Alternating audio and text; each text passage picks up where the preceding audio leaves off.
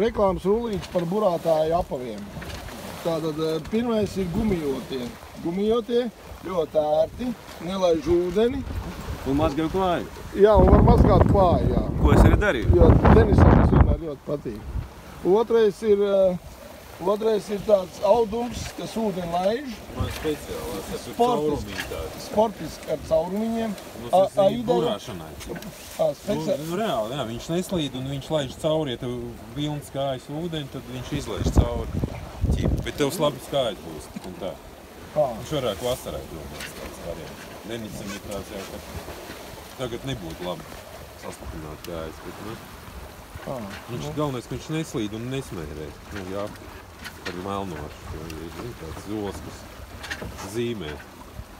Tā, tad vēl ir trešais ir pūkas logotipa krāsās, jēga no viņiem nav, man liekas, nekāda. Vienīgais, apakš gan jau nesmērē. Tas daudz maz nesmērē un neslīd, tas ir svarīgi priekš manī.